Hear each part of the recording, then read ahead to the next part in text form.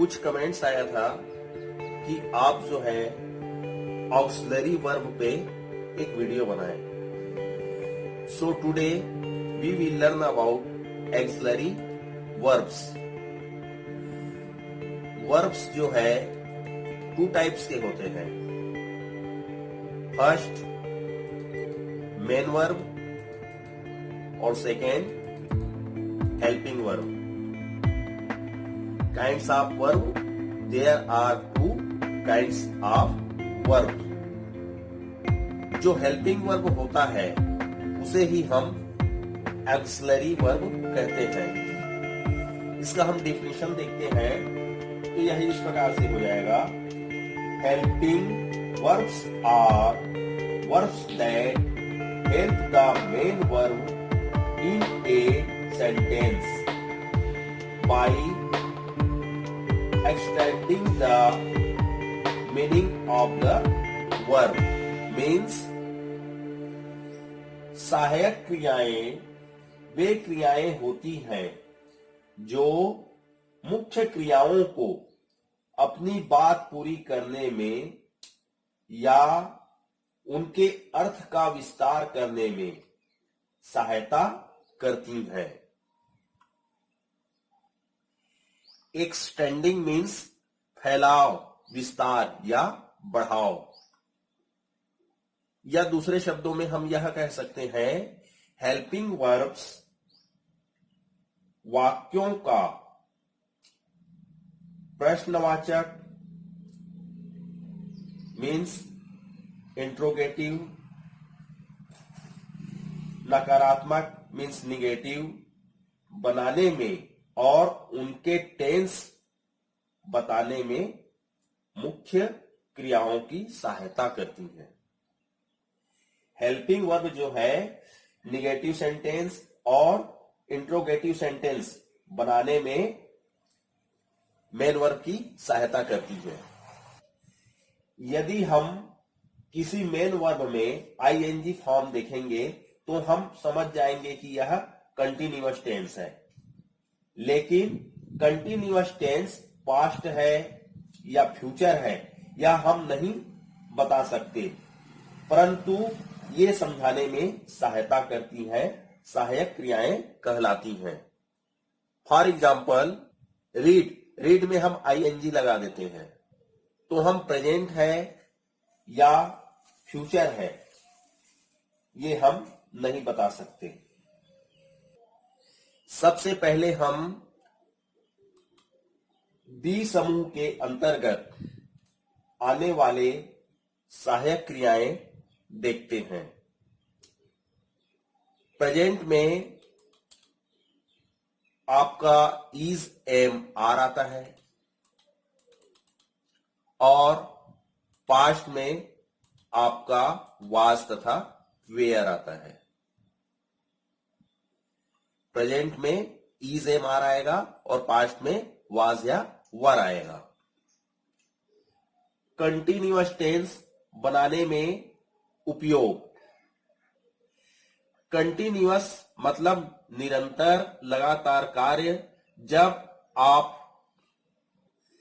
कहना चाहें कि सतत, निरंतर चल रही है तो उसे हम बनाने के लिए मुख्य क्रिया में आईएनजी लगा देते हैं। फॉर एग्जाम्पल गो है, वो आईएनजी लगाने के बाद क्या हो जाएगा? गोइंग। कम जो है हो जाएगा कमिंग। लेकिन इसे हमें पता नहीं चलता कि यह प्रेजेंट है या पास्ट है या फ्यूचर है। हम एक एग्जाम्पल लेते हैं और इससे समझने का प्रयास करते हैं। For example I am learning English. Learn में हमने आईएनजी लगा दिया तो यह हो गया मैं अंग्रेजी सीख रहा हूं। यहां पर वर्तमान की बात हो रही है। वर्तमान मीन्स प्रेजेंट की बात हो रही है तो यह क्या है? प्रेजेंट इंडेफिनिट टेंस है। यहां पर आप देखेंगे लर्न जो है मेन वर्ब है, उसके साथ हेल्पिंग वर्ब जो है एम लगा है। एम इस पे मेन वर्ब की हेल्प कर रहा है। लेकिन आप इतना याद रखेंगे इज एम आर जो है प्रेजेंट के लिए होता है और वाज वर जो है पास्ट के लिए यूज किया जाता है।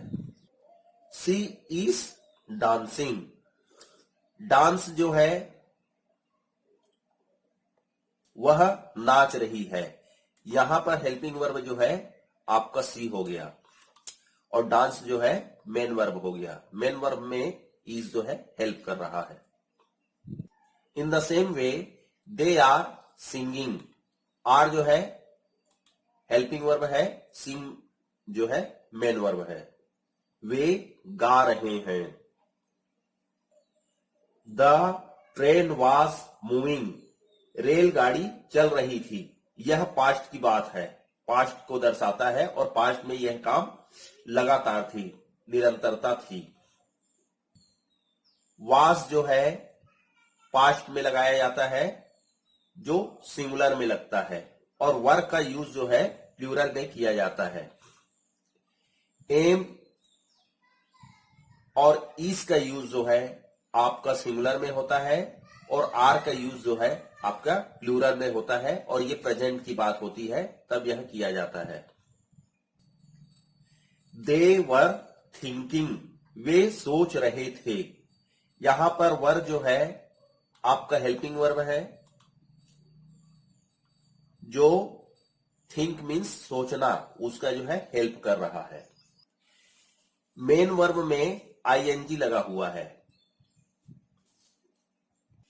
निगेटिव सेंटेंसेस बनाने के लिए हम helping verb is am are के बाद हम नॉट लगा देते हैं। साथ ही साथ वाज तथा वर के बाद हम नॉट लगा देते हैं। Now we can change negative sentences. We added not the end of और behind of am।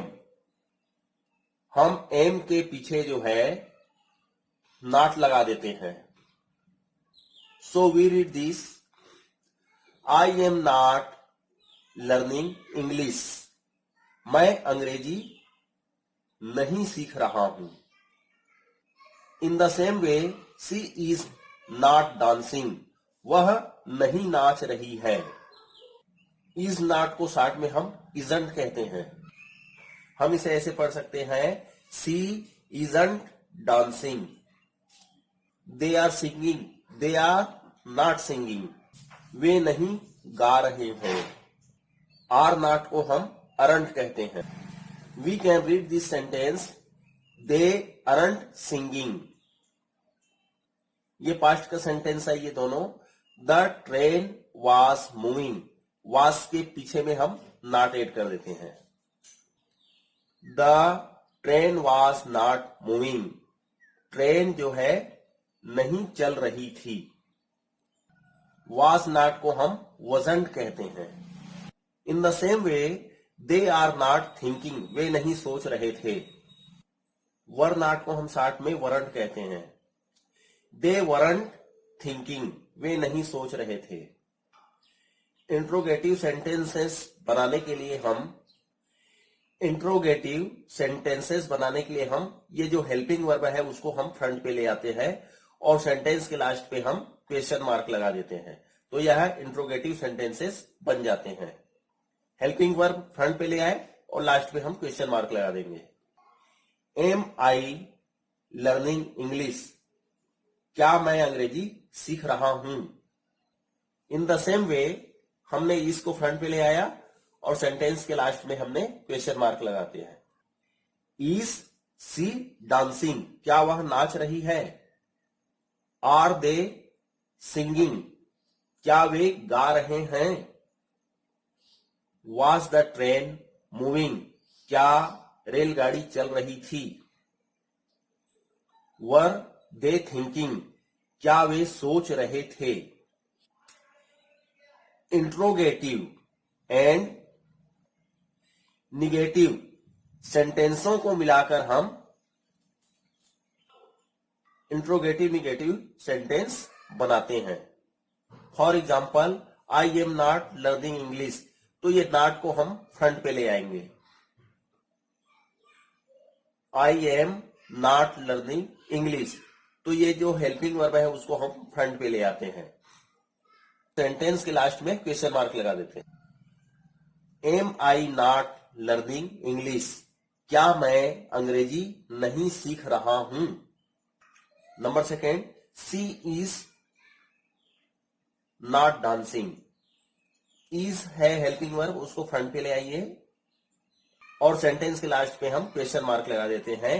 Is C not dancing, क्या वह नहीं नाच रही है।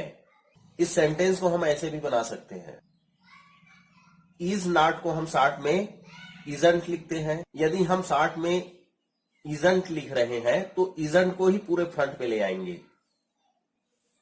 Isn't she dancing, they are not singing, are को फ्रंट पे ले आइए या अरंट को फ्रंट पे ले आइए।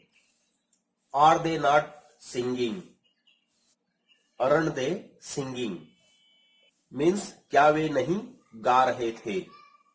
इन the same way, was the train not moving or wasn't the train moving,